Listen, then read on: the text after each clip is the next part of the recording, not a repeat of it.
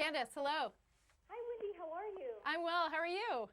Thank you so much. I'm doing well, thanks. Thank you so much for the interview, and thank you for the book. I'm excited to eat better. It's hard, when you're on the go and busy, and you just want something quick and easy, so I'm excited. Oh, you're very welcome. It was a pleasure to send it to you, and I hope that there's some little tips and strategies that are meaningful to you in your life and your health. Absolutely. They definitely are, so thank you. So can you tell us about your new book, Eat Clean, Stay Lean?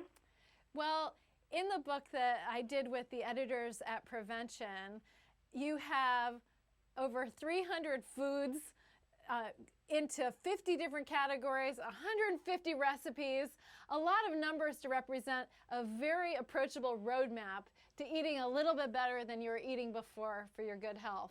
Because eating clean is really about really favoring and focusing on the real whole foods. It's really simple in its idea, and there's a lot of tips to navigate it. At the same time, we're unprocessing ourselves. We are really focusing on slashing the preservatives, really removing the artificial ingredients, the colors by number.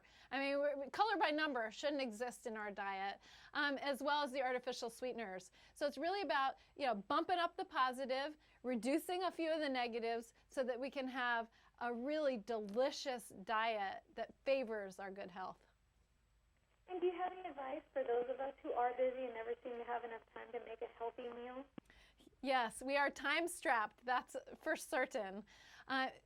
Flavor is actually what guides all of our choices around food. Year after year, inside and out, we can learn about the information about healthy eating, but if it doesn't taste good, then we're not probably going to eat it again and again. So when we are going into the grocery store and navigating the bazillions of choices that we have to choose from, shopping the perimeter is a really good idea as a starting place, because that's where a lot of the wholesome ingredients are starting from, like the produce section, for example. When you look at an apple or you look at a banana, the ingredient list would say apple on the side, plain and simple. Of course, there is no ingredient list on a piece of fruit, but the idea is that the ingredients really speak to the quality. And then when we dip inside those aisles in the grocery store, that's a real opportunity. Instead of focusing on the front of the package, focus on the back where that ingredient list is. That's where we can see the recipe, the story of that food, and really start clean eating. So in the book, that's what it's all about, is trying to guide you toward, the better choices when you're overwhelmed. So convenience is a piece, and when we're time-strapped, it can seem challenging, but even with convenience food, you can do a little bit better. And do you have any advice on how to recognize the difference between clean food and its impersonator? Yes.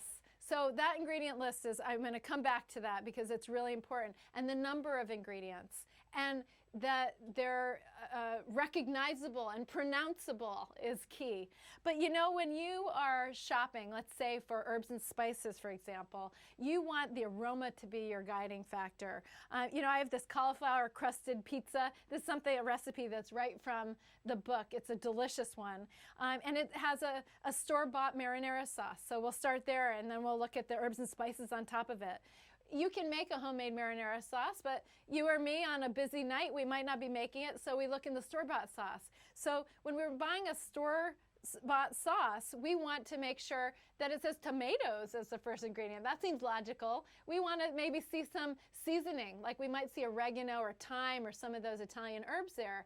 What we don't want to see are really high levels of sugar and salt. What we don't want to see are names that we can't recognize, like acronyms or symbols or of preservatives. We want to see, even in our jarred tomato sauce, simple ingredients.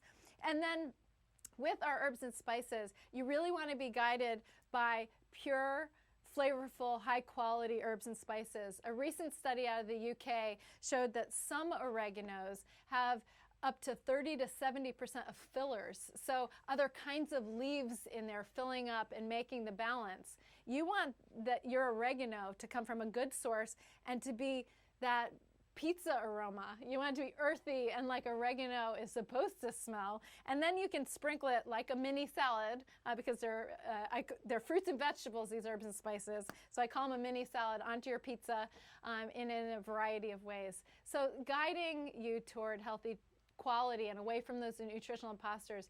Really plain and simple, it comes down to like looking at the ingredient list and asking a few questions. And with the holiday party season nearly upon us, do you have any tips on how we can eat clean on the go, for instance, at parties and at restaurants?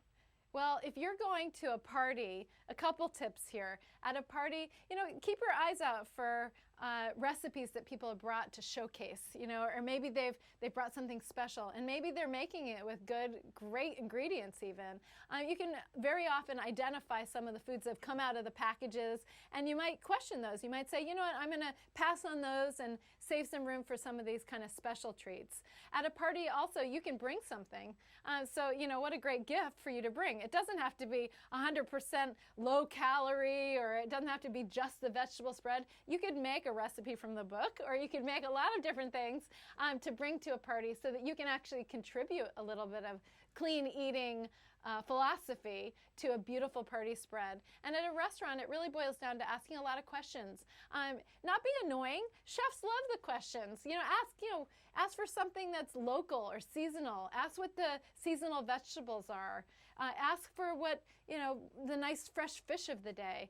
And really make use of what a chef does, which is put beautiful, clean ingredients together at their best.